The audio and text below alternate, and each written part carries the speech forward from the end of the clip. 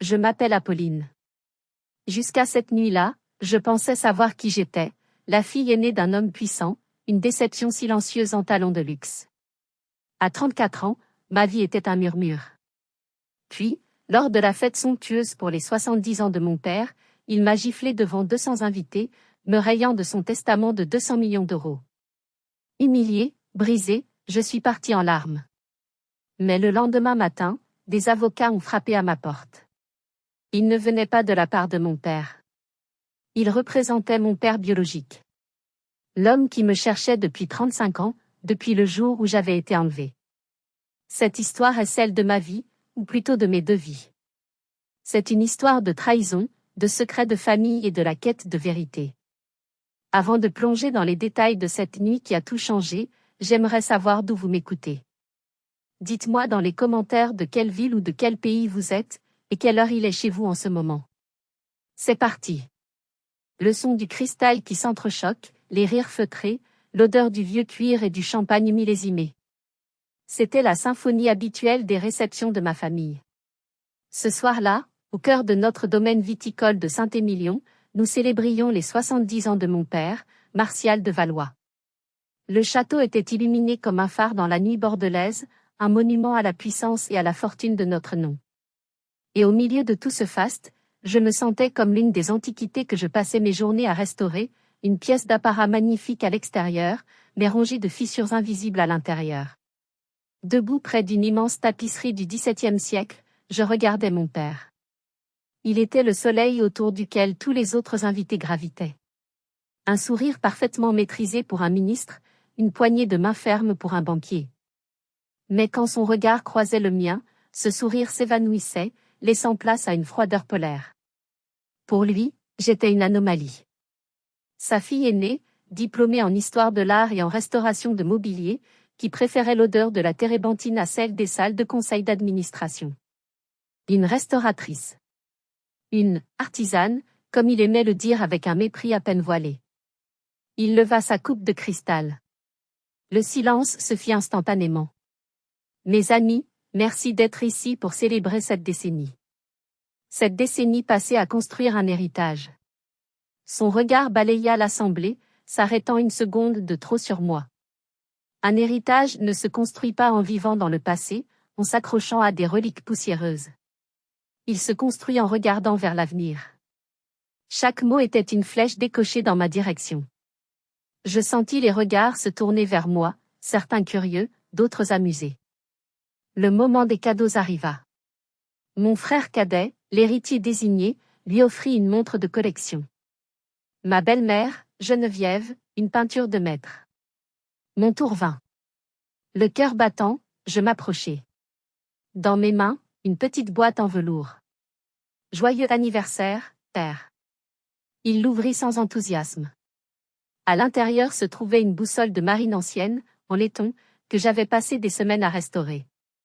Le verre était impeccable, l'aiguille parfaitement équilibrée. Pour que tu trouves toujours ton chemin, murmurai-je, espérant qu'il comprendrait le symbole. Il me regarda, un éclair de fureur dans les yeux. Il y vit une insulte. Une provocation. Tu crois que j'ai besoin qu'une femme qui passe sa vie à réparer des vieilleries m'apprenne où est le nord? Sa voix monta d'un cran. Devant tout le monde, il laissa tomber la boîte. La boussole heurta le marbre dans un bruit sec et mat. Puis sa main partit. Le son claqua dans le silence. Sec. Brutal. Ma joue me brûla instantanément, la douleur se propageant comme une onde de choc.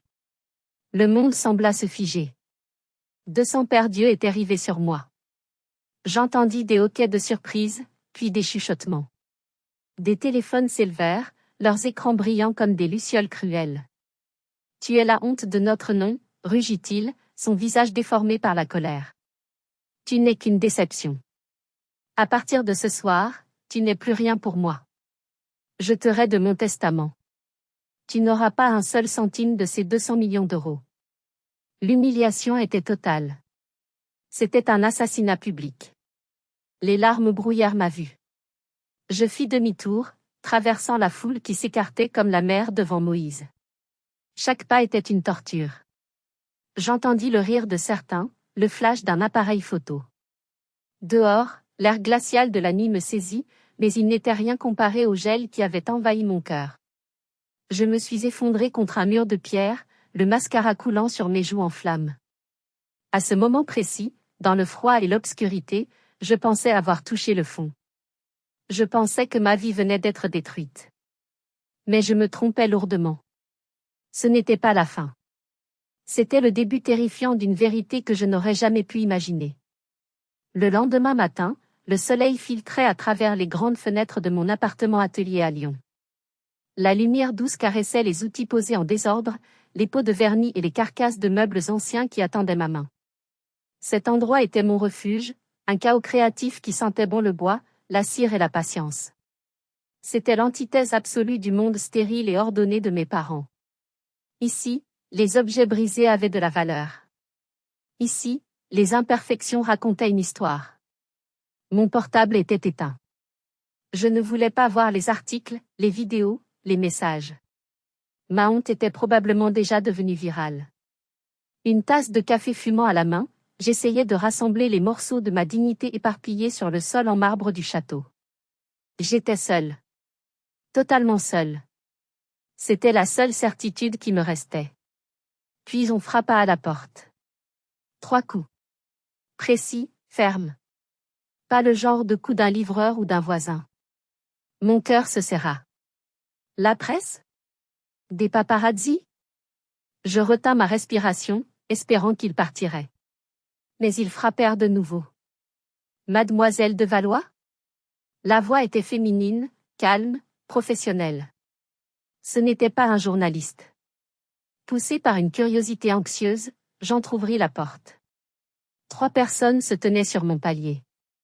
Une femme d'une 60aine d'années, grande, élégante, avec des cheveux argentés relevés en un chignon impeccable. Elle était encadrée par 2 hommes plus jeunes en costume sombre, l'un portant une mallette en cuir. Ils semblaient tout droit sortis d'un drame judiciaire. Oui, ma voix était plus faible que je ne l'aurais voulu. La femme me tendit une carte de visite. Maître Isabelle Lefebvre, avocate à la cour. Voici mes confrères, Maître Dubois et Maître Chêne. Pouvons-nous entrer? Ce que nous avons à vous dire ne devrait pas être discuté dans un couloir. Mon instinct me hurla de refermer la porte. Mais il y avait une gravité dans son regard qui m'en empêcha. Je reculai, les laissant entrer dans mon sanctuaire. Ils semblaient déplacés au milieu de mes outils et de mes œuvres en cours, comme des figures de marbre dans une forêt sauvage. Je leur offris un café qu'ils refusèrent poliment. Ils prirent place autour de ma grande table de travail en chêne. Je restai debout, les bras croisés, sur la défensive. Écoutez, si mon père vous envoie pour récupérer les clés de la voiture de fonction ou je ne sais quoi, elles sont sur la commode. Vous pouvez les prendre et partir. Maître Lefebvre eut un très léger sourire, presque imperceptible. Nous ne sommes pas ici de la part de Monsieur Martial de Valois. Le soulagement fut de courte durée. Si ce n'était pas lui, alors qui? Nous sommes ici, mademoiselle, continua-t-elle, son ton devenant plus sérieux, parce que nous représentons les intérêts de votre père. Je la fixai, confuse. Vous venez de dire que vous ne veniez pas de sa part. Je parle de votre père biologique, précisa-t-elle doucement. Un rire nerveux et rauque m'échappa. C'était absurde. Une mauvaise blague. Mon père biologique? Écoutez, je crois qu'il y a une énorme erreur. J'ai été adoptée, c'est vrai, mais mes parents adoptifs sont mes seuls parents. Je n'ai pas d'autre père. Maître Lefebvre échangea un regard avec l'un de ses collègues. Celui-ci ouvrit sa mallette en cuir et en sortit un dossier épais, cartonné. Il le posa sur la table avec un bruit sourd. Mon nom était inscrit sur l'étiquette, Apolline de Valois. Ce que vos parents vous ont dit sur votre adoption, mademoiselle, dit Maître Lefebvre, en posant sa main sur le dossier, n'est qu'une partie de l'histoire. Et la partie qu'ils ont omise est la plus importante. Son regard était plein de compassion, mais ses mots étaient comme des pierres. Je sentais un abîme s'ouvrir sous mes pieds. La vérité, la vraie, était là, enfermée dans ce dossier. Et j'avais le sentiment terrifiant que lorsqu'il serait ouvert, mon monde ne serait plus jamais le même. Qui avait-il à l'intérieur? Quelle histoire pouvait être pire que la disgrâce que je venais de subir? Le silence dans mon atelier était assourdissant, seulement brisé par le tic-tac d'une vieille horloge comtoise que je restaurais. Maître Lefebvre fit glisser le dossier vers moi. Mes mains tremblaient légèrement alors que je l'attirais. Mon nom était là, écrit noir sur blanc, mais il me semblait déjà étranger. Ouvrez-le, Apolline. Sa voix était douce, presque maternelle. Avec une profonde inspiration, j'ouvris le dossier. La première page était un rapport de police daté de plus de 30 ans. Département du Rhône. Disparition inquiétante. Je parcourus les lignes, mon cœur battant à tout rompre. Le 14 juin 1990. Une enfant de 6 mois, de sexe féminin, avait disparu au parc de la Tête d'Or, à Lyon. Le nom de l'enfant était Lyra Renaud. Ce n'est pas moi, murmurai-je, secouant la tête. C'était impossible. Une coïncidence. Continuez de lire, m'encouragea l'avocate. La page suivante contenait un portrait robot. Celui d'une femme d'une trentaine d'années, blonde, élégante. La description disait qu'elle avait distrait la nounou en demandant son chemin. Mon sang se glaça. Le dessin ressemblait vaguement à une version plus jeune de Geneviève. Non. Mon esprit refusait de faire le lien. Puis je vis la photo. Une photocopie en noir et blanc, granuleuse, mais indéniable. Un jeune couple souriant, assis sur un banc. L'homme avait les cheveux sombres et un regard intense. La femme avait mon sourire. Pas un sourire similaire. Le même. La même façon de plisser légèrement les yeux, la même courbe des lèvres. Elle tenait un bébé emmailloté dans une couverture. Je levai les yeux vers Maître Lefebvre, muette. Vos parents biologiques, dit-elle simplement. Bastien et Éléonore Renaud. La photo a été prise 2 semaines avant l'incident. L'incident. Un mot si neutre pour décrire un crime aussi monstrueux. Ma gorge était sèche. Je n'arrivais plus à parler. L'un des jeunes avocats, Maître Chen, sortit une autre photo, en couleur cette fois, et la posa à côté de la première. C'était un agrandissement du poignet du bébé. Le bébé portait un petit bracelet en argent, gravé d'une minuscule encre de marine. Je baissai les yeux vers mon propre poignet. Le même bracelet était là. Je ne l'avais jamais quitté. Geneviève m'avait toujours dit que c'était un bijou de famille de Valois, transmis de génération en génération. Je me souvenais même d'une égratignure distinctive sur le fermoir, une marque que j'avais faite en jouant étant petite. Je fis glisser mon doigt dessus. La cicatrice de métal était toujours là. C'était lui. C'était le mien. Non. Le mot sortit comme un souffle rauque. C'est un héritage. C'en est un, en effet, répondit Maître Lefebvre. Mais pas de la famille de Valois. C'est le cadeau que votre père, Bastien, a offert à votre mère, Éléonore, à votre naissance. Un son étranglé s'échappa de ma poitrine. Je dus m'asseoir, mes jambes ne me portant plus. La réalité s'effondrait autour de moi, pièce par pièce, comme un château de cartes dans un courant d'air. Ma vie entière. Chaque anniversaire, chaque Noël, chaque souvenir que je chérissais. Tout était basé sur un mensonge. Une fondation de sable mouvant. Je ne comprends pas. Ils m'ont dit qu'ils m'avaient adopté. Que c'était une adoption légale. C'est là que le mensonge est le plus cruel, Apolline. Il n'y a jamais eu d'adoption. Il y a eu un enlèvement. Les mots résonnèrent dans le silence. Enlèvement. Un mot de film, de journal télévisé. Un mot qui n'avait rien à voir avec ma vie protégée et privilégiée. Martial et Geneviève de Valois, continua l'avocate, son ton devenant plus dur, ont orchestré cet acte. Après plusieurs fausses couches, Geneviève était désespérée. Ils ont payé la nounou, une jeune femme terrifiée, pour qu'elle détourne le regard pendant 5 minutes. Ils ont ensuite utilisé leur relation et leur argent pour créer de faux papiers, un faux acte d'adoption via une agence fantôme en Suisse. Ils ont construit une forteresse de mensonges autour de vous, si solide que personne n'a jamais rien soupçonné. Je fixais le vide, mon esprit tourbillonnant. Les pièces du puzzle s'assemblaient dans un tableau horrible. La froideur de Geneviève, sa possessivité étrange. Le mépris de Martial, comme si je n'étais qu'un investissement qui n'avait pas rapporté. Ce n'était pas de l'amour. C'était de la possession. À ce stade, je suis sûre que vous êtes aussi choqués que je l'étais. Imaginez que les personnes qui vous ont élevé sont en fait vos ravisseurs est une chose qui dépasse l'entendement. Mais restez avec moi, car la révélation la plus incroyable était encore à venir. La vérité n'avait pas seulement un passé, elle avait aussi un présent. Je relevai la tête, les larmes coulant sans que je m'en rende compte. Et, mes vrais parents? Le regard de Maître Lefebvre s'adoucit. Votre mère, Éléonore, est malheureusement décédée il y a 5 ans. Elle ne s'est jamais remise de votre disparition. Mais votre père, Bastien, n'a jamais abandonné. Il a passé 34 ans à vous chercher. Chaque piste, chaque espoir déçu. Il a consacré une grande partie de sa fortune à des enquêteurs privés. Et il y a 3 mois, une nouvelle technologie ADN a permis de faire un lien. Un de vos lointains cousins avait mis son ADN dans une base de données généalogiques. Ce fut le fil qui nous a menés à vous. Elle marqua une pause, me laissant absorber l'information. Un homme m'avait cherché toute ma vie. Un père. Mon vrai père. La douleur et l'espoir se mélangeaient en moi dans un cocktail insupportable. Qu'est-ce que cela signifiait? Qui étais-je, maintenant?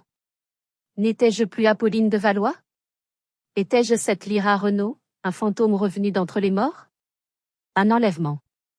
Le mot flottait dans l'air de mon atelier, lourd, toxique. Il s'infiltrait dans chaque parcelle de mon être, redéfinissant 34 années de ma vie. Chaque souvenir était maintenant teinté par cette horrible vérité. Je repensais à mon enfance. Une enfance dorée, en apparence. Des leçons de piano, d'équitation, les meilleures écoles. Mais il y avait toujours eu une distance, un froid que même le luxe ne pouvait réchauffer. Je me souviens de Geneviève, obsédée par mon apparence. Pas par mon bonheur, mais par l'image que je renvoyais. Tiens-toi droite, Apolline. Souris, les invités te regardent. Une de Valois ne pleure pas en public. Ce n'était pas de l'éducation, c'était du dressage. Le dressage d'un accessoire précieux destiné à parfaire son image de mère et d'épouse accomplie. Je me souvenais des moments où j'étais malade. Elle s'occupait de moi, oui, mais sans chaleur. Ses mains étaient froides, son regard distant. Maintenant, je comprenais. Chaque fois qu'elle me regardait, elle ne voyait pas sa fille. Elle voyait son crime. Elle voyait le rappel constant de son échec, de son désespoir, de l'acte impardonnable qu'elle avait commis. Et Martial. Son mépris constant pour mes passions, pour mon choix de carrière. Je pensais que c'était parce que je n'étais pas l'héritier qu'il désirait.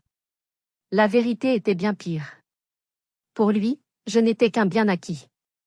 Un objet qu'il avait acheté pour apaiser sa femme, et cet objet s'était avéré défectueux à ses yeux.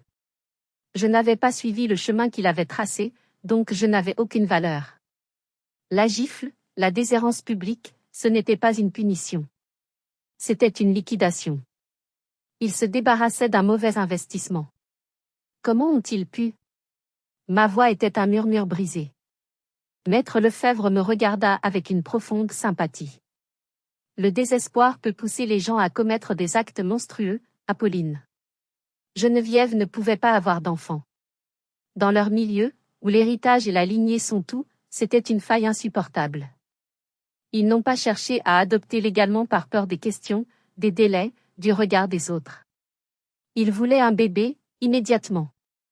Un bébé qu'ils pourraient présenter comme le leur, un miracle après tant de tristesse. Vous étiez au mauvais endroit, au mauvais moment. Maître Dubois, l'un des jeunes avocats, prit la parole pour la première fois. La nounou, Maria, a confessé sur son lit de mort il y a quelques mois. C'est son témoignage qui a permis de rouvrir le dossier avec de nouvelles pistes. Elle a été payée une somme énorme pour l'époque. Elle a cru qu'il s'agissait d'une sorte d'arrangement privé, pas d'un enlèvement. Quand elle a compris la vérité, il était trop tard. Elle a vécu toute sa vie dans la peur et le remords. 34 ans. 34 ans de mensonges, de secrets, de vies brisées. La mienne. Celle de mes vrais parents. Même celle de cette pauvre nounou. Tout ça pour l'orgueil et l'égoïsme d'un couple qui refusait d'accepter son sort. La colère commença à monter en moi, une vague brûlante qui submergeait le choc et la tristesse. Une colère pure, féroce. Il ne m'avait pas seulement volé mes parents. Il m'avait volé mon nom. Mon histoire. Ma vérité. Il m'avait élevé dans une cage dorée, mais une cage quand même. Et le pire, c'est qu'il m'avait fait croire que j'étais indigne de leur amour, alors qu'en réalité, c'est eux qui étaient des monstres incapables d'aimer. Je me levai, faisant les 100 pas dans mon atelier, mes mains crispées. Je touchai le bois lisse d'une commode Louis XVI que je restaurais. Le bois était honnête. Il portait les marques du temps, les cicatrices de son histoire. Il ne mentait pas. Contrairement à tout ce que j'avais connu. Et mon père? Bastien. Je prononçai son nom pour la première fois. Il était étrange sur mes lèvres. Comment va-t-il? Que fait-il? C'est un homme remarquable, dit Maître Lefebvre. Il est architecte. Il a connu un grand succès, mais sa vie a toujours été marquée par votre absence. Il n'a jamais refait sa vie après la mort d'Éléonore. Toute son énergie, tout son espoir, était tourné vers le jour où il vous retrouverait. Elle marqua une pause, comme pour préparer le terrain pour la suite. Ses yeux me fixaient avec une intensité qui me fit frissonner. Il a attendu 34 ans, Apolline. Il ne veut plus attendre une minute de plus. Mon cœur s'arrêta de battre. Je la regardai, ne comprenant pas. C'est pourquoi, continua-t-elle, sa voix se faisant plus douce, il n'est pas resté à Nantes. Il a pris le premier train ce matin. Il est à Lyon. Je la fixai, les yeux écarquillés. Le sang battait dans mes tempes. L'air semblait s'être raréfié dans la pièce. Puis elle prononça la phrase qui fit basculer mon univers une seconde fois en moins de 24 heures. D.H. Charus Ung Bastien Renaud, on Idigna. En bas? Il était en bas. Ces quelques mots tournaient en boucle dans ma tête, noyant toutes les autres pensées. Mon père. Mon vrai père. L'homme de la photo. L'homme qui m'avait cherché toute sa vie était à quelques mètres de moi, de l'autre côté de ce plancher. Je restais figé, incapable de bouger, de respirer. C'était trop. Trop d'informations, trop d'émotions en si peu de temps. La gifle, la honte, le mensonge, l'enlèvement, et maintenant, ça. Une rencontre qui semblait à la fois être un miracle et une épreuve insurmontable. Que devais-je lui dire? Que pouvais-je ressentir pour un parfait inconnu qui était pourtant la personne la plus proche de moi au monde? Maître Lefebvre se leva, sentant mon trouble. Apolline, personne ne vous presse. Il attendra. Si vous n'êtes pas prête. Mais je secouai la tête. Prête? Je ne le serai jamais. Mais comment pouvais-je le faire attendre une seconde de plus, lui qui avait attendu 34 ans? J'y vais, dis-je d'une voix qui n'était pas la mienne. Le trajet dans le vieil ascenseur en fer forgé de mon immeuble me parut durer une éternité. Mon reflet dans le miroir était celui d'une étrangère. Mes yeux étaient cernés, mon visage pâle. Qui allait-il voir en moi? La fille qu'il avait perdue, ou la femme que les deux Valois avaient façonnée? Quand les portes s'ouvrirent sur le hall d'entrée, la lumière du matin m'aveugla. Et puis je le vis. Il se tenait près de la grande porte vitrée, le dos tourné, regardant la rue animée. Il était grand, les cheveux poivre et sel, vêtu d'un long manteau sombre. Même de dos, il dégageait une sorte de calme, de force tranquille. Il dut sentir ma présence, car il se retourna lentement. Et nos regards se croisèrent. Le temps s'arrêta. Il avait les mêmes yeux que sur la photo. Des yeux d'un bleu profond, mais marqués par des décennies de chagrin. En cet instant, j'ai vu toute sa peine, tout son espoir, tout son amour de père suspendu dans le temps. Il ne se précipita pas vers moi. Il resta là, à quelques pas, comme s'il avait peur que je ne sois qu'un mirage. Lyra. Son voix était rauque, brisée par l'émotion. Ce nom, mon vrai nom, personne ne m'avait jamais appelé comme ça. Et pourtant, en l'entendant, une partie de moi le reconnut, comme une mélodie oubliée depuis longtemps. Les larmes que j'avais retenues se mirent à couler. Je ne pouvais que hocher la tête, incapable de prononcer un mot. Il fit un pas, puis un autre. Ses yeux se posèrent sur mon poignet. Sur le petit bracelet en argent. Tu l'as toujours, murmura-t-il, plus pour lui-même que pour moi. C'est vous qui me l'avez offert, réussis-je à articuler. C'est ta mère, dit-il, un sourire triste sur les lèvres. Éléonore. Elle disait que tu avais les yeux d'une navigatrice, que tu aimerais la mer. C'est une ancre de marine. Il porta une main à sa bouche, essayant de contenir un sanglot qui menaçait de le submerger. Cet homme qui avait bâti une carrière, qui dégageait tant de force, semblait soudain d'une fragilité infinie. Je ne sais pas qui fit le premier pas. Peut-être l'avons-nous fait en même temps. Soudain, j'étais dans ses bras. Et ce fut comme si une pièce manquante de mon âme venait de retrouver sa place. Il ne sentait pas le parfum cher de Martial. Il sentait le tissu de son manteau, l'air frais du dehors, et quelque chose d'autre, quelque chose qui ressemblait à un foyer. Un foyer que je n'avais jamais connu. Je pleurais contre son épaule, toutes les larmes de ma vie. Les larmes de la petite fille qui se sentait seule, les larmes de l'adolescente qui ne se sentait jamais à la hauteur, les larmes de la femme humiliée la veille. Il me serrait fort, comme pour me protéger du monde entier, comme pour rattraper toutes les étreintes manquées. Quand nous nous écartâmes enfin, il me tenait par les épaules, me regardant comme si j'étais la chose la plus précieuse au monde. Tu ressembles tellement à ta mère, dit-il, sa voix encore tremblante. Elle aurait été si heureuse. Si incroyablement heureuse. Son nom, Éléonore, résonnait en moi. La femme au sourire identique au mien. Elle est partie il y a 5 ans, dit-il doucement, devinant ma question. Mais elle n'a jamais cessé de croire que nous te retrouverions. Pas un seul jour. Mon cœur se serra de nouveau, cette fois d'un chagrin nouveau et profond. J'avais retrouvé un père pour apprendre que j'avais perdu une mère pour toujours. Comment une seule journée pouvait-elle contenir autant de joie et autant de douleur? La douleur de cette perte nouvelle était aiguë. Une mère que je n'avais jamais connue, mais dont l'absence soudaine laissait un vide immense. Bastien vit le chagrin sur mon visage. Il posa doucement sa main sur mon bras. Elle n'est pas complètement partie, Lyra. Elle est partout. Surtout pour toi. Je ne comprenais pas. Nous sommes sortis du hall et avons marché sans but dans les rues de Lyon, la ville où j'étais né, où j'avais été volé. Le bruit de la ville s'estompait alors que Bastien commençait à me parler d'elle. Il ne m'a pas parlé de la femme brisée par le chagrin. Il m'a parlé d'Éléonore, la femme pleine de vie. Il m'a décrit son rire, qui, disait-il, pouvait faire fleurir les plantes. Il m'a parlé de son amour pour les livres, de la façon dont elle lisait à voix haute, même quand j'étais un bébé de quelques mois dans son ventre. Il m'a parlé de sa force. Quand la police nous a dit que l'enquête piétinait, que les chances de te retrouver s'amenuisaient, tout le monde nous conseillait de faire notre deuil, de passer à autre chose. Je crois qu'une partie de moi s'est effondrée. Mais pas elle. Jamais. Sa voix était remplie d'une admiration et d'un amour infini. Elle a refusé d'abandonner. Elle a dit, on ne fait pas le deuil de l'espoir.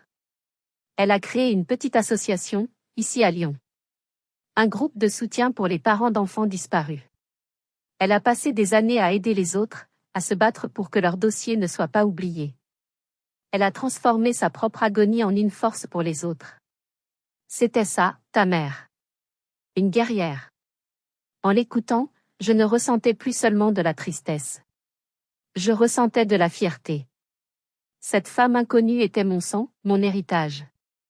Un héritage non pas de millions et de vignobles, mais de courage, de compassion et de résilience. C'était un héritage bien plus précieux. Nous nous sommes assis sur un banc, face au Rhône. Le soleil d'hiver était pâle, mais sa chaleur était réconfortante. Elle t'a laissé quelque chose, continua Bastien. En fait, beaucoup de choses. Quand nous avons dû déménager de Lyon pour mon travail quelques années après l'enlèvement, nous avons gardé toutes tes affaires. Ton berceau, tes premiers jouets. Et elle a commencé à t'écrire. Je le regardais, les yeux pleins de larmes. Écrire? Oui. Des lettres. Dans un coffret en bois. La première est datée du jour de tes 1 an. Puis une pour chaque anniversaire. Une pour ton premier jour d'école imaginaire. Une pour tes 18 ans. Elle y a mis tout son amour, tous les conseils qu'elle aurait voulu te donner, toutes les histoires qu'elle aurait voulu te raconter. Elle disait toujours, quand Lyra rentrera à la maison, elle devra rattraper le temps perdu. Je veux qu'elle sache que je n'ai jamais cessé de lui parler. Un sanglot m'échappa. C'était trop beau, trop douloureux. Une mère qui me parlait à travers le temps, qui avait maintenu un lien avec moi alors que tout nous séparait. Le coffret est à la maison, à Nantes, dit Bastien. Il t'attend. Ta chambre aussi. Nous ne l'avons jamais changée. Elle est toujours peinte en jaune pâle, avec des petites étoiles au plafond. Éléonore disait que c'était ta première galaxie. Je fermai les yeux, essayant d'imaginer cette chambre, ce coffret, cette mère que je ne verrai jamais. La colère envers les de Valois revint en force. Il ne m'avait pas seulement volé un père. Il m'avait volé cette femme extraordinaire. Il m'avait volé ses lettres, sa chambre étoilée, son rire. Bastien sembla lire dans mes pensées. La justice s'occupera d'eux, Lyra. Je te le promets. Notre combat, maintenant, c'est de reconstruire. De te retrouver. Il se tourna vers moi, son regard bleu intense et sérieux. Mais je veux que tu saches une chose. Je ne suis pas là pour remplacer la vie que tu as eue. Je ne suis pas là pour effacer tes 34 dernières années. Je suis juste là pour t'offrir la vérité. Et pour t'aimer. Sans condition. C'est tout ce qui compte. Ces mots, sans condition, étaient si étrangers à ce que j'avais toujours connu.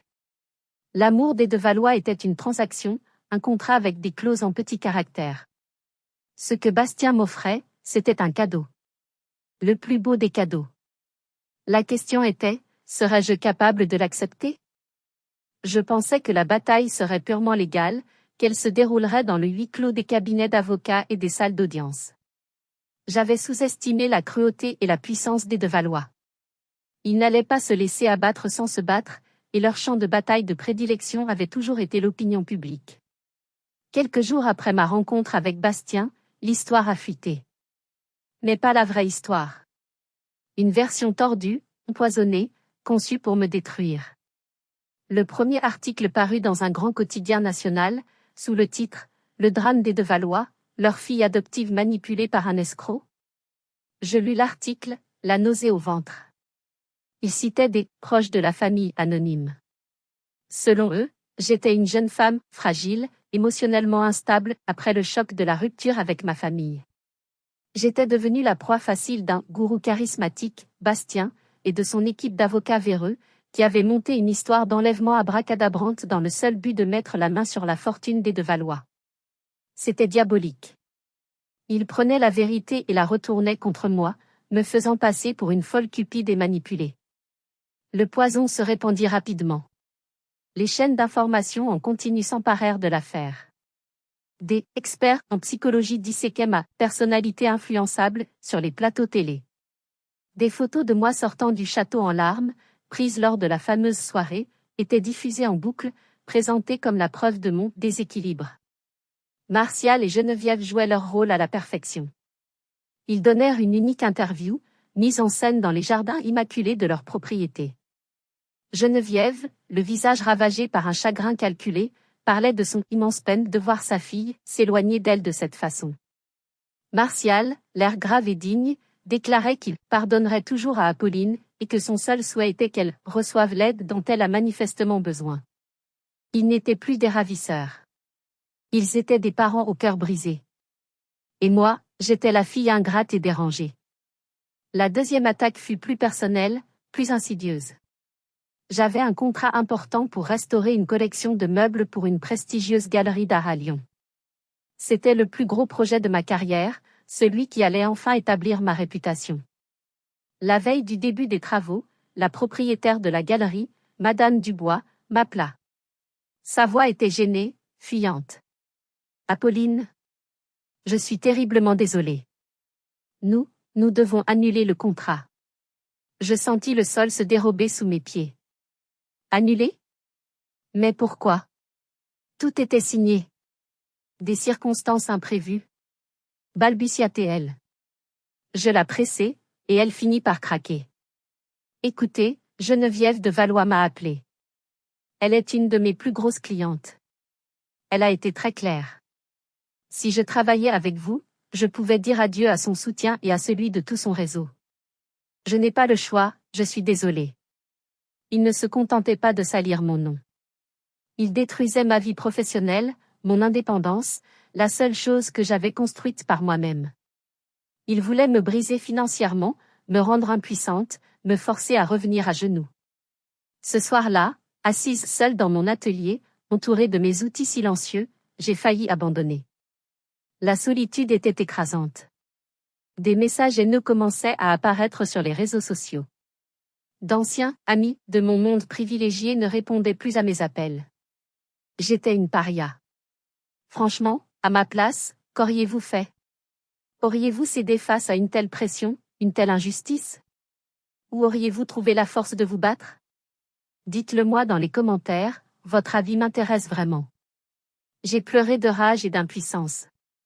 Puis j'ai appelé Bastien. Je ne lui ai pas parlé avec une voix de victime. La peur avait laissé place à une colère froide, une détermination de fer. Ils ne mourront pas, lui dis-je, ma voix tremblant de fureur contenue. Ils m'ont pris 34 ans de ma vie. Je ne les laisserai pas me prendre une minute de plus. Je vais me battre. Pour toi, pour Éléonore, et pour moi. À l'autre bout du fil, il y eut un silence, puis j'entendis la fierté dans sa voix. C'est la fille d'Éléonore qui parle. Je suis avec toi, Lyra. Jusqu'au bout. Et crois-moi, Maître Lefebvre a plus d'un tour dans son sac. Ils ont déclenché une guerre, mais ils ne savent pas que nous avons déjà choisi le prochain champ de bataille. Et ils ne s'y attendent absolument pas. La stratégie des de Valois était de me discréditer dans la presse pour influencer toute future procédure judiciaire. Ils pensaient contrôler le récit, comme ils avaient contrôlé toute ma vie. Mais l'équipe de Bastien travaillait en silence, loin des caméras, en collaboration étroite avec la gendarmerie. Ils ne jouaient pas le jeu des médias. Ils jouaient celui de la justice. Le lieu de la confrontation finale fut choisi avec une ironie mordante. Ce ne fut pas un tribunal, ni un poste de police. Ce fut l'un des événements les plus glamour de l'année à Paris, une vente aux enchères de vins de prestige au profit d'une œuvre de charité, organisée dans un hôtel particulier du 8e arrondissement. C'était le terrain de jeu des de Valois, l'endroit où leur pouvoir et leur influence étaient les plus visibles. Ils étaient là, bien sûr. Martial, impérial dans son smoking, tenant sa coupe de champagne comme un sceptre. Geneviève, radieuse dans une robe de créateur, souriant à des photographes, jouant le rôle de la grande dame philanthrope. Ils étaient au sommet de leur monde, se délectant de l'admiration des autres, persuadés d'avoir gagné la guerre de l'image. Je n'étais pas là. Bastien et moi étions dans les bureaux de Maître Lefebvre, à quelques rues de là. Nous suivions l'événement sur un écran de contrôle, via les flux des chaînes d'information présentes sur place. Mon cœur battait la chamade. C'était surréaliste. Tout est en place, dit calmement Maître Lefebvre, le téléphone à l'oreille. Ils entrent. Sur l'écran, je vis la scène se dérouler comme au ralenti. Les portes à double battant du salon d'apparat s'ouvrirent. Mais ce ne furent pas des serveurs ou des invités de marque qui entrèrent. C'étaient des gendarmes. En uniforme. Leurs visages étaient graves, leurs mouvements assurés. Un murmure parcourut la foule. Les sourires se figèrent. Les coupes de champagne restèrent suspendues en l'air. Un capitaine de gendarmerie, un homme au visage buriné, s'avança droit vers Martial de Valois. Il lui présenta des papiers. Martial de Valois? Geneviève de Valois? Martial le foudroya du regard. Qu'est-ce que cela signifie? Vous n'avez pas le droit. C'est un événement privé. Martial de Valois et Geneviève de Valois, déclara le capitaine, sa voix forte et claire, résonnant dans le silence de mort qui s'était installé. Au nom de la République française, je vous place en état d'arrestation pour l'enlèvement, la séquestration et la falsification de documents concernant la personne de Lyra Renaud, il y a 34 ans. Le choc fut total. Un cri étranglé s'échappa des lèvres de Geneviève. Le visage de Martial passa de l'arrogance à l'incrédulité, puis à la panique pure. C'est ridicule. C'est une erreur. C'est notre fille. Mais les menottes cliquetèrent. D'abord aux poignets de Martial, puis à ceux de Geneviève. Et là, la scène bascula. Les mêmes téléphones qui m'avaient filmé dans mon humiliation se tournèrent vers eux. Les mêmes journalistes qui avaient relayé leurs mensonges hommaient maintenant sur leurs visages décomposés. Le prédateur était devenu la proie. Geneviève s'effondra en larmes, mais cette fois, ce n'était pas pour les caméras. C'était le son d'un monde qui s'écroule. Nous l'aimions. Nous voulions juste un enfant. Sanglotait-elle tandis qu'on l'emmenait. Martial, lui, se débattit un instant, le masque de la dignité tombé, révélant la bête aux abois. Vous ne savez pas qui je suis. Vous le regretterez.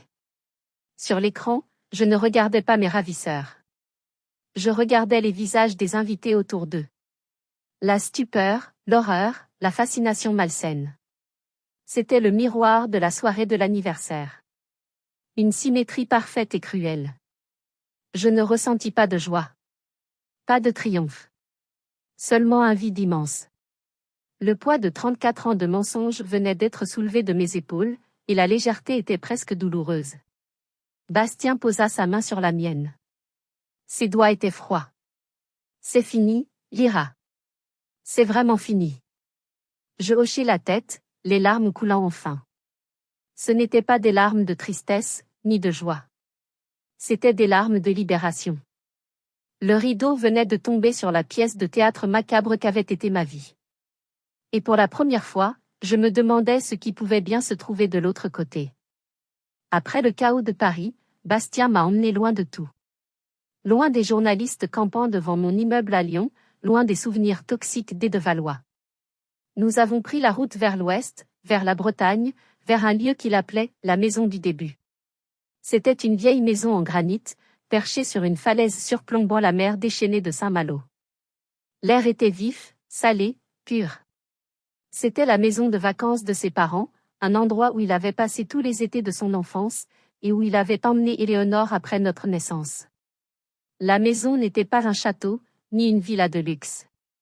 Elle était simple, robuste, remplie de livres, de bois usés par le temps et de lumière.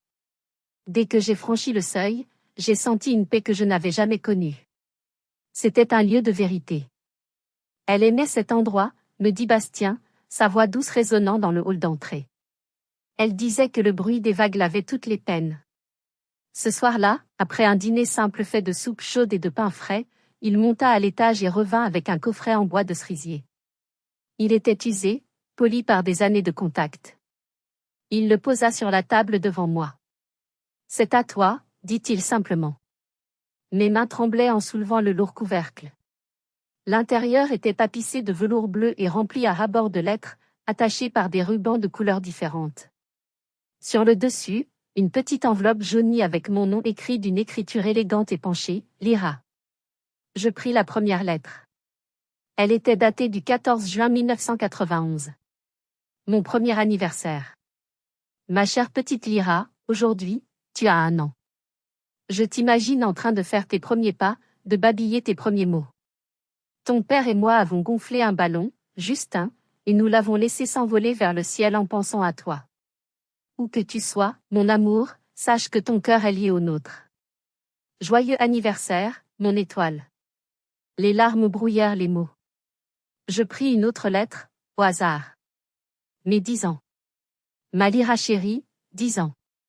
Un grand chiffre. Je me demande si tu aimes l'école, si tu as des amis, si tu as déjà un amoureux secret. Je parie que tu es têtu, comme ton père, et que tu as un cœur d'artiste, comme le mien.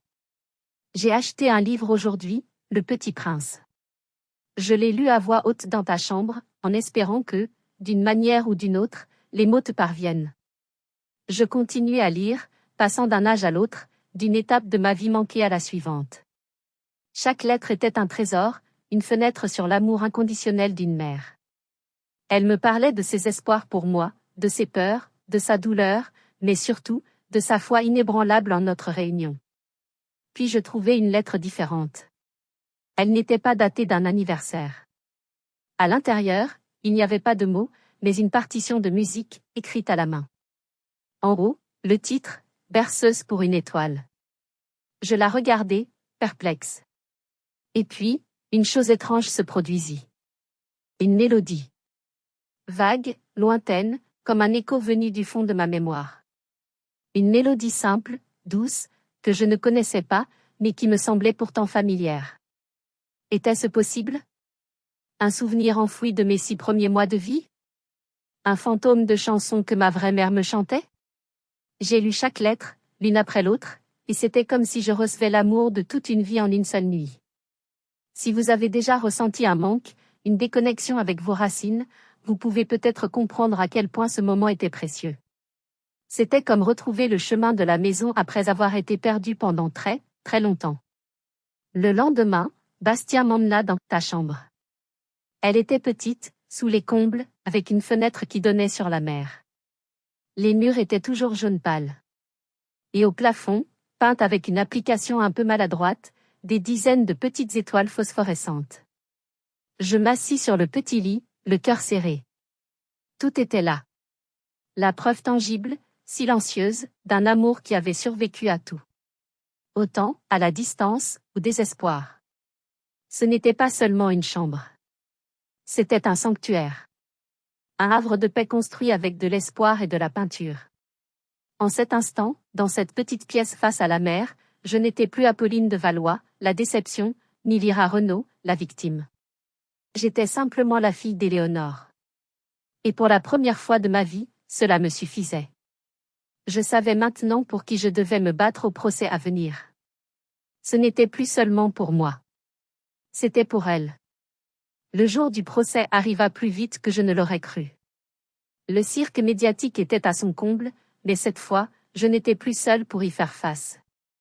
J'avais Bastien à mes côtés, et la force tranquille d'Éléonore en moi.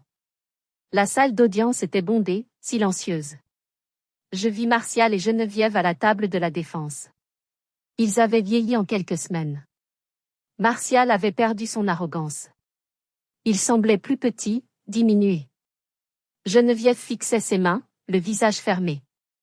Il n'osait pas croiser mon regard.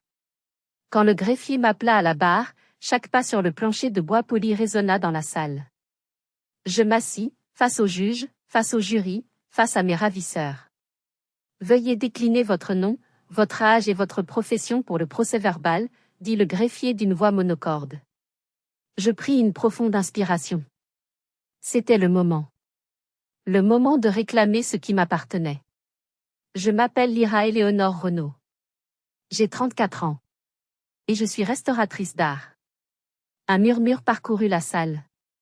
J'osai un regard vers Martial. Pour la première fois, il me regarda. Dans ses yeux, je vis un éclair de choc, de défaite. En rejetant son nom, je venais de détruire le dernier vestige de son contrôle sur moi. Le procureur commença son interrogatoire. Il me posa des questions sur mon enfance, sur ma vie avec les de Valois.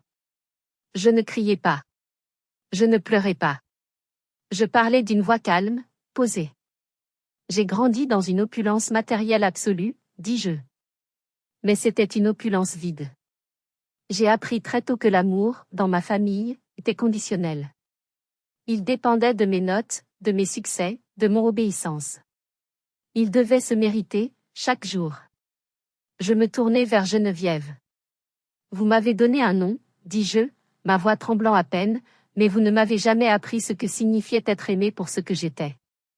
Vous m'avez habillé des plus beaux vêtements, mais vous m'avez laissé nue face à la solitude. Puis je me tournai vers Martial. Vous m'avez offert la meilleure éducation, continuai-je, mais vous m'avez volé la vérité. Vous m'avez appris la valeur de l'argent, mais pas celle d'une famille. Vous m'avez tout donné, sauf l'essentiel. Le silence dans la salle était total. On aurait pu entendre une mouche voler. On m'a dit que l'amour pouvait être possessif, conclus-je, en m'adressant maintenant au jury. Qu'il pouvait être exigeant, parfois même cruel. Mais aujourd'hui, je sais que ce n'était pas de l'amour. C'était de la propriété. L'amour ne détruit pas. Il ne vole pas un enfant à ses parents. L'amour ne ment pas pendant 34 ans. Ce que j'ai vécu n'était pas une vie de famille. C'était une longue, très longue prise d'otage. Soudain, Martial se leva d'un bond, faisant tomber sa chaise en arrière. Ses avocats tentèrent de le retenir, mais il était hors de contrôle. Mensonge, hurla-t-il, le visage rouge de fureur. Je lui ai tout donné. Une vie de princesse. Une vie meilleure que celle qu'elle aurait eue avec ces gens. Le marteau du juge s'abattit. Maître. Contrôlez votre client. Monsieur de Valois, asseyez-vous ou je vous fais expulser. Mais ces mots flottaient encore dans l'air. Un aveu. Un aveu public, involontaire, qui valait plus que toutes les preuves matérielles. Une vie meilleure que celle qu'elle aurait eue. Il venait de reconnaître son crime, son arrogance, sa conviction d'avoir eu le droit de décider de mon destin. Je le regardais, sans haine. Pour la première fois, je ressentis de la pitié pour cet homme pathétique, prisonnier de son propre orgueil. Il se rassit lourdement, comme un pantin désarticulé, enfin vaincu. En quittant la barre, je sentis le regard de Bastien sur moi. Il était rempli de larmes, mais il souriait. C'était un sourire de fierté, de soulagement. Mon témoignage était terminé. J'avais dit ma vérité. J'avais repris mon nom. Et en faisant cela, j'avais enfin commencé à reprendre le contrôle de ma propre histoire. Le verdict n'était plus qu'une formalité. Dans mon cœur, le procès était déjà gagné. Le verdict tomba 2 semaines plus tard. Coupable. Martial et Geneviève de Valois furent condamnés à la peine maximale pour enlèvement, séquestration et usage de faux. Ils passeraient le reste de leur vie en prison. L'empire de Valois, construit sur le prestige et l'image, s'effondrait sur un scandale de secrets de famille et de trahison. La nouvelle fit la une de tous les journaux. Mais pour moi, ce n'était déjà plus mon histoire. C'était la leur. La mienne commençait maintenant. La première chose que je fis fut de vendre mon appartement-atelier à Lyon. La ville était trop chargée de souvenirs, bons et mauvais. J'avais besoin d'un nouveau départ, d'une page blanche. Bastien m'offrit tout ce qu'un père pouvait offrir. Une place dans sa maison à Nantes, un accès à sa fortune, un poste dans son entreprise si je le souhaitais. J'étais sa seule héritière. Mais j'ai refusé poliment. J'ai passé 34 ans à vivre la vie de quelqu'un d'autre, lui expliquai-je. J'ai besoin de construire quelque chose par moi-même. Quelque chose de vrai. Quelque chose qui m'appartient. Il comprit, avec cette sagesse et cette patience qui le caractérisaient. Alors, j'ai déménagé à Nantes. Pas seulement pour être près de lui, mais parce que c'était ma ville natale. La ville où mon histoire avait vraiment commencé. Avec l'argent de la vente de mon appartement et mes propres économies, j'ai loué un grand local lumineux dans un quartier d'artisans, près de la Loire. J'ai passé les mois suivants à le transformer. J'ai poncé les planchers, peint les murs en blanc, installé mes établis, mes outils, mes pots de pigments. Lentement, l'endroit a pris vie. C'était plus qu'un lieu de travail. C'était la première pierre de ma nouvelle existence. Au-dessus de la porte d'entrée, j'ai accroché une enseigne en bois que j'avais sculptée moi-même. Elle portait un nom, l'atelier d'Éléonore. C'était ma façon de lui rendre hommage, de la faire vivre à travers mon article. Ma passion pour la restauration, pour redonner vie à des objets oubliés et abîmés, prenait un sens nouveau et profond. Chaque pièce de bois que je caressais, chaque éclat de vernis que je retirais, c'était un peu comme si je prenais soin de ma propre histoire, la nettoyant de ses couches de mensonges pour retrouver la beauté originelle qui se cachait en dessous. Le premier objet que je choisis de restaurer dans mon nouvel atelier ne fut pas une commande, ni une pièce de grande valeur. C'était une petite boîte à musique que j'avais trouvée sur un marché aux puces. Elle était en piteux état, le bois était fendu et le mécanisme était bloqué. Pendant des jours, je travaillais dessus avec une infinie patience. Je recollais le bois, polis la surface jusqu'à ce qu'elle retrouve son éclat. Puis je démontais délicatement le mécanisme, nettoyant chaque petit rouage, retendant le ressort, réalignant les goupilles. C'était un travail minutieux, presque méditatif. Et un après-midi, alors que le soleil inondait l'atelier, je tournai la petite clé. Une mélodie fragile, cristalline, s'éleva dans le silence. C'était une berceuse simple, celle que j'avais trouvée dans les lettres de ma mère. La berceuse pour une étoile. Les larmes me montèrent aux yeux. Assise là, dans mon atelier, entouré de l'odeur de la cire et du bois, écoutant cette mélodie ressuscitée, j'ai compris. Je ne faisais pas que restaurer des objets. Je me restaurais moi-même. Je rassemblais les morceaux brisés de mon passé pour créer un présent harmonieux.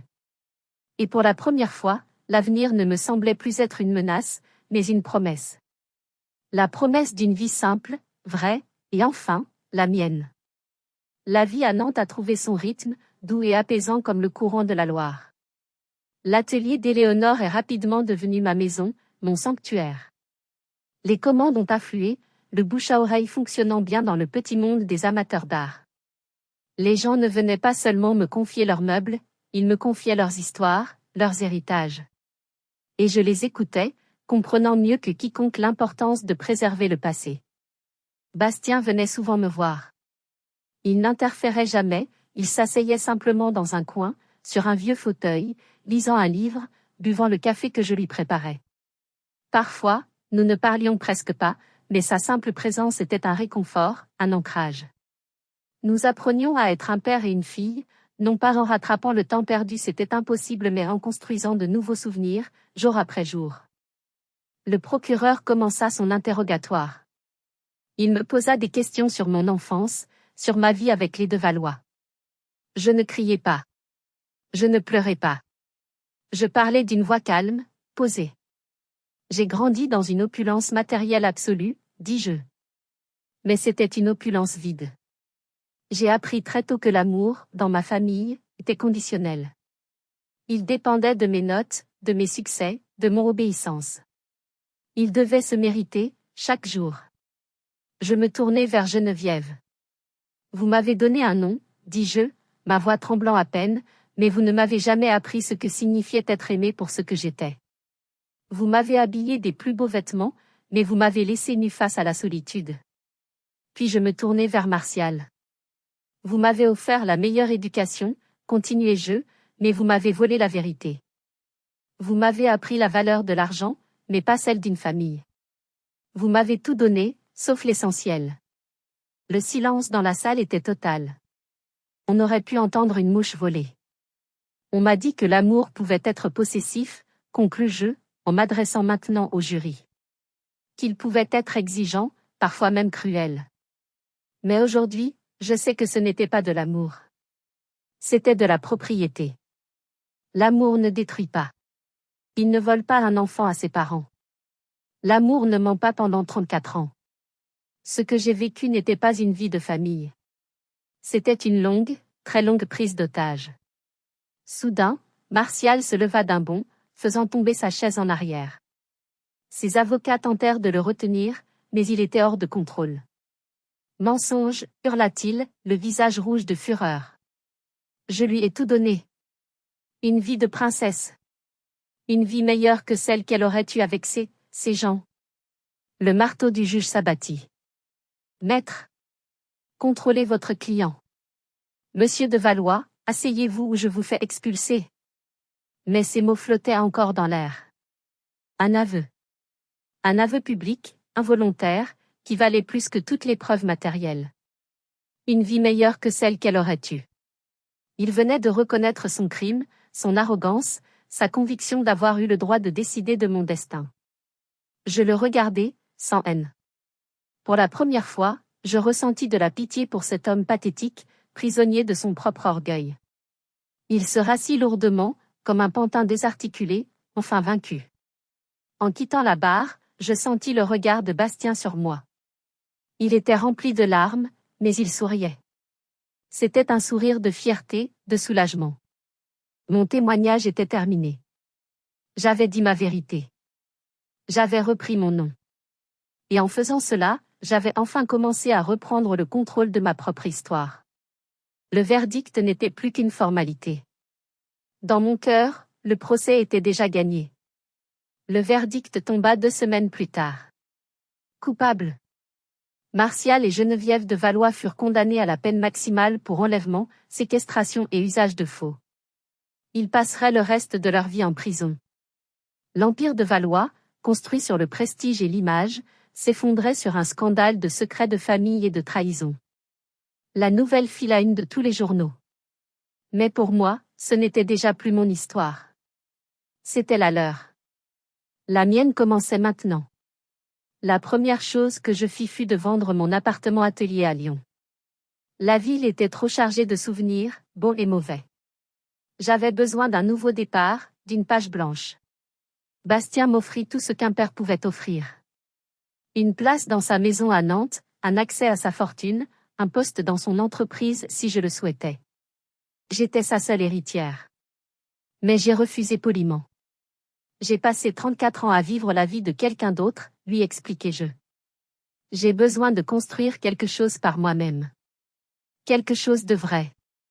Quelque chose qui m'appartient. Il comprit, avec cette sagesse et cette patience qui le caractérisaient. Alors, j'ai déménagé à Nantes. Pas seulement pour être près de lui, mais parce que c'était ma ville natale. La ville où mon histoire avait vraiment commencé. Avec l'argent de la vente de mon appartement et mes propres économies, j'ai loué un grand local lumineux dans un quartier d'artisans, près de la Loire. J'ai passé les mois suivants à le transformer. J'ai poncé les planchers, peint les murs en blanc, installé mes établis, mes outils, mes pots de pigments. Lentement, l'endroit a pris vie. C'était plus qu'un lieu de travail. C'était la première pierre de ma nouvelle existence. Au-dessus de la porte d'entrée, j'ai accroché une enseigne en bois que j'avais sculptée moi-même. Elle portait un nom, l'atelier d'Éléonore. C'était ma façon de lui rendre hommage, de la faire vivre à travers mon article. Ma passion pour la restauration, pour redonner vie à des objets oubliés et abîmés, prenait un sens nouveau et profond. Chaque pièce de bois que je caressais, chaque éclat de vernis que je retirais, c'était un peu comme si je prenais soin de ma propre histoire, la nettoyant de ses couches de mensonges pour retrouver la beauté originelle qui se cachait en dessous. Le premier objet que je choisis de restaurer dans mon nouvel atelier ne fut pas une commande, ni une pièce de grande valeur. C'était une petite boîte à musique que j'avais trouvée sur un marché aux puces. Elle était en piteux état, le bois était fendu et le mécanisme était bloqué. Pendant des jours, je travaillais dessus avec une infinie patience. Je recollai le bois, polis la surface jusqu'à ce qu'elle retrouve son éclat. Puis je démontai délicatement le mécanisme, nettoyant chaque petit rouage, retendant le ressort, réalignant les goupilles. C'était un travail minutieux, presque méditatif. Et un après-midi, alors que le soleil inondait l'atelier, je tournai la petite clé. Une mélodie fragile, cristalline, s'éleva dans le silence. C'était une berceuse simple, celle que j'avais trouvée dans les lettres de ma mère. La berceuse pour une étoile. Les larmes me montèrent aux yeux. Assise là, dans mon atelier, entourée de l'odeur de la cire et du bois, écoutant cette mélodie ressuscitée, j'ai compris. Je ne faisais pas que restaurer des objets. Je me restaurais moi-même. Je rassemblais les morceaux brisés de mon passé pour créer un présent harmonieux. Et pour la première fois, l'avenir ne me semblait plus être une menace, mais une promesse. La promesse d'une vie simple, vraie, et enfin, la mienne. La vie à Nantes a trouvé son rythme, doux et apaisant comme le courant de la Loire. L'atelier d'Éléonore est rapidement devenu ma maison, mon sanctuaire. Les commandes ont afflué, le bouche à oreille fonctionnant bien dans le petit monde des amateurs d'art. Les gens ne venaient pas seulement me confier leurs meubles, ils me confiaient leurs histoires, leurs héritages. Et je les écoutais, comprenant mieux que quiconque l'importance de préserver le passé. Bastien venait souvent me voir. Il n'interférait jamais, il s'asseyait simplement dans un coin, sur un vieux fauteuil, lisant un livre, buvant le café que je lui préparais. Parfois, nous ne parlions presque pas, mais sa simple présence était un réconfort, un ancrage. Nous apprenions à être un père et une fille, non pas en rattrapant le temps perdu, c'était impossible, mais en construisant de nouveaux souvenirs, jour après jour.